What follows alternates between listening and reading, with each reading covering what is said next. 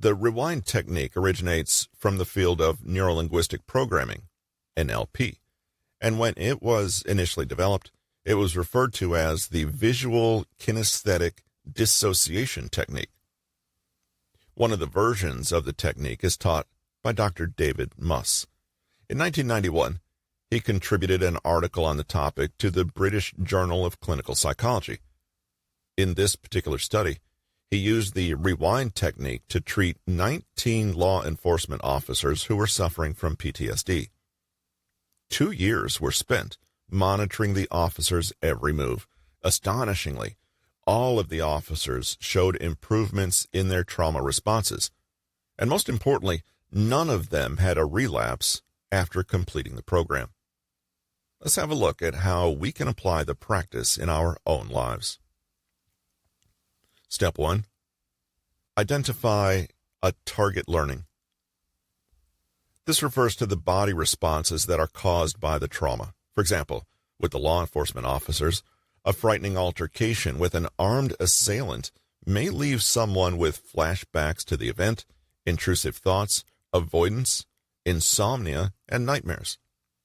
This is the target learning that can be rebooted and rewritten. Remember, all of these symptoms have a physiological basis. Trauma, like anxiety, begins in the nervous and endocrine system. The goal is then to make sure that these kinds of triggers no longer cause these kinds of physiological reactions. Instead, the technique helps you come up with more appropriate responses that fit the level of threat in the here and now. Step 2. Set up a mismatch experience. Your nervous system responses happen whenever something reminds the brain of the traumatic event. In our example, having someone walk or move behind the law enforcement officer may instantly remind them of that terrifying situation. But as with systematic desensitization, we can create our own situations here in the present and condition a different set of responses. Setting up a mismatch experience will make you feel safe. This is done by reliving the trauma, but in a way that doesn't overwhelm you, and then taking yourself back to a safe place. In our example, the target learning, in other words, the conditioned response, or the mental association, is that people moving behind you equals danger. You cannot change the past of what happened then, but what you can do is replay and rehearse a different outcome to the same experience. Creating a mismatch experience is where we create a moment where someone being behind us equals calm and neutral. Every time you rehearse this rewound experience, you're essentially training your neurochemistry, your endocrine system, and your mental associations to play out a scene differently. Step 3. Repeat the mismatch. The mismatch process is as follows. 1. Visualize the safe place before the incident. 2. Watch yourself watching the TV screening the traumatic event. 3. Embody the movie and rewind quickly to the safe spot. Let's take a closer look. Fully relaxing, you take your time imagining a calm and safe place in your mind's eye. As you do this, you're creating real physiological feelings of calm in your central nervous system. Now, from within your safe space, you then expose yourself to the trauma, but with some psychological distance. As an observer rather than a participant, you watch the event unfold on TV.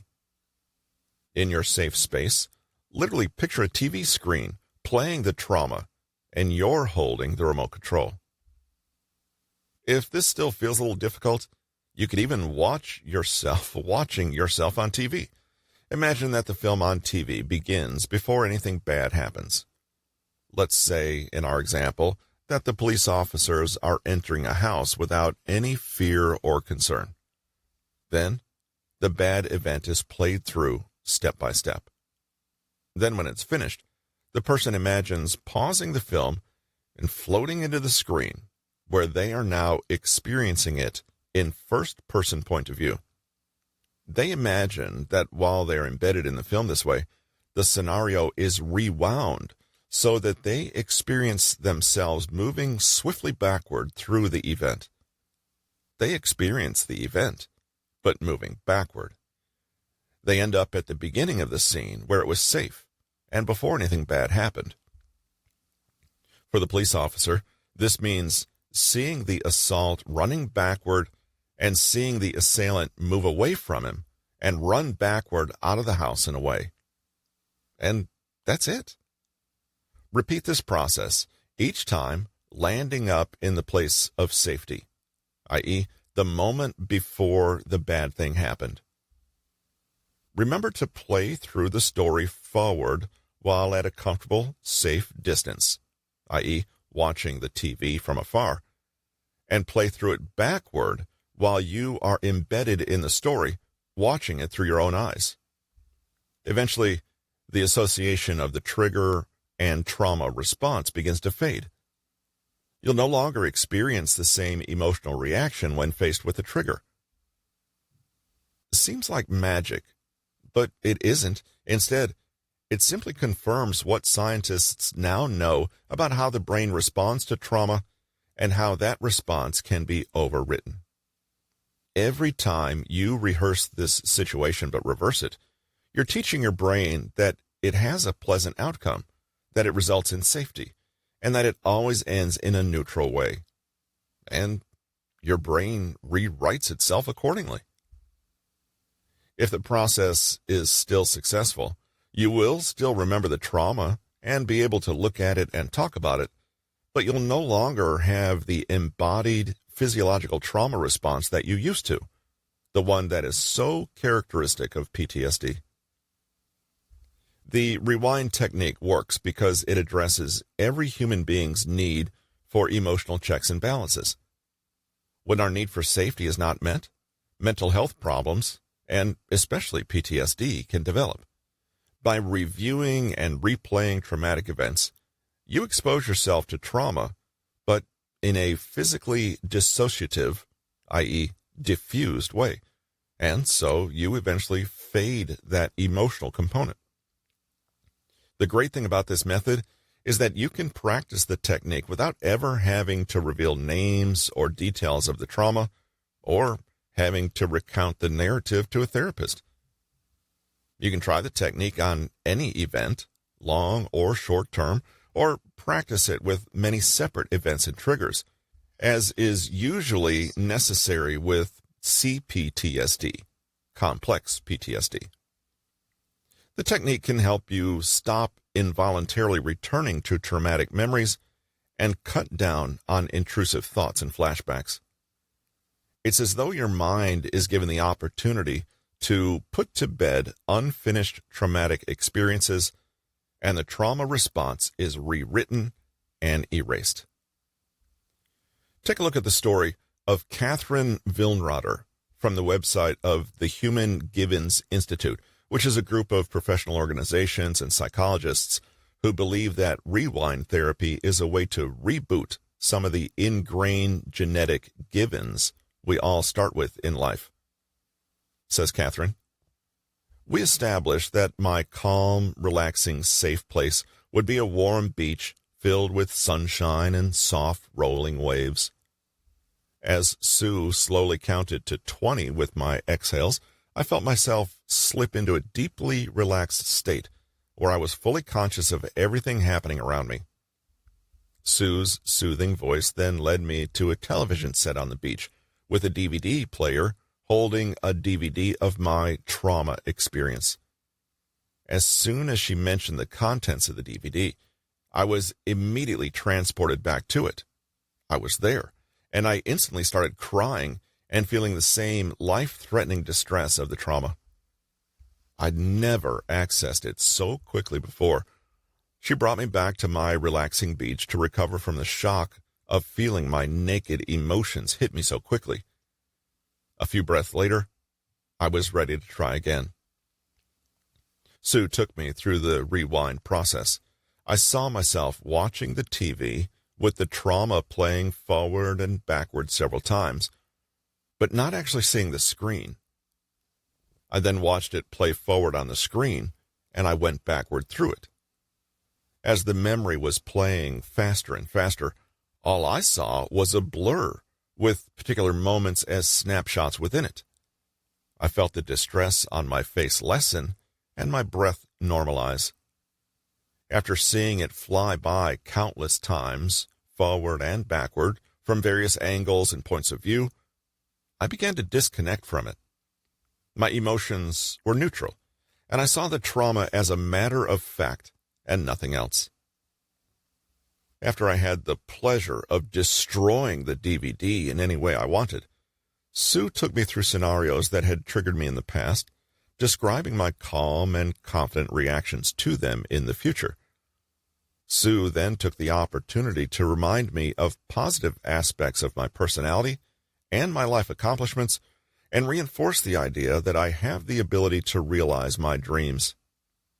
In short, it felt like she helped me remove the negative feelings and replace them with positive, life-affirming feelings. After she brought me back to the room, I felt relaxed, happy, and emotionally exhausted. Again, it's important to seek out professional help if you're experiencing debilitating symptoms of PTSD or trauma. Though the above process is not difficult by any means, you may benefit far more from receiving tailored advice and support from a therapist who can adjust the technique to suit your unique situation. With that said, you don't need to have a full-blown case of PTSD to benefit from the technique's power to essentially rewind situations. We now know how influential certain life events can be on the core beliefs we develop, our self-concept, and the stories we tell ourselves. Clara, Thea, Nick, and Jamie all experience their own individual patchwork of thoughts, feelings, expectations, biases, blind spots, shadows, secrets, habits, assumptions, hopes, dreams, fears, and difficulties. Most of these came directly from their early childhood experiences or by living through difficult events and relationships. But what if these challenging situations were dealt with as and when they occurred, before they had a chance to embed themselves in the psyche as maladaptive thought patterns? Wouldn't it be nice to proceed through life with a continually updated and renewed psychological clean slate? If it seems appropriate to you, you could try combining the rewind technique with other approaches discussed here. Think of it as a kind of mental hygiene.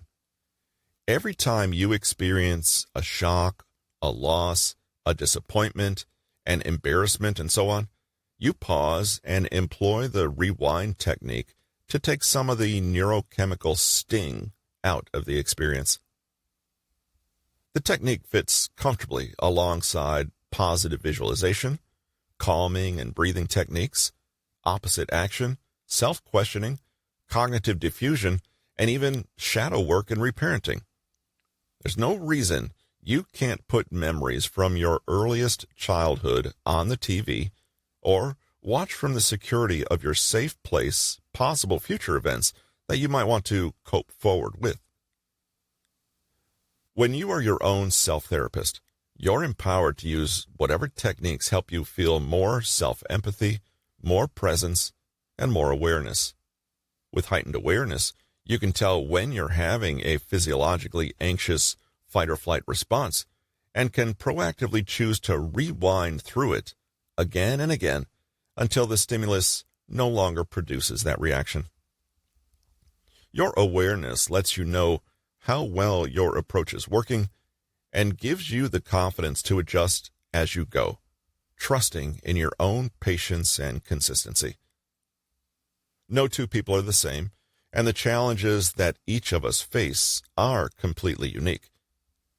Nobody can say what your journey to mental well-being will look like, but at the same time, no matter who you are, healing, coping, and resilience are all familiar human challenges, and they can all be met best with plenty of compassion, conscious awareness, and the courage to take action to make change. This has been How to Therapize and Heal Yourself. 15 Self-Therapy Techniques to Understand Your Past and Control Your Future. Written by Nick Trenton.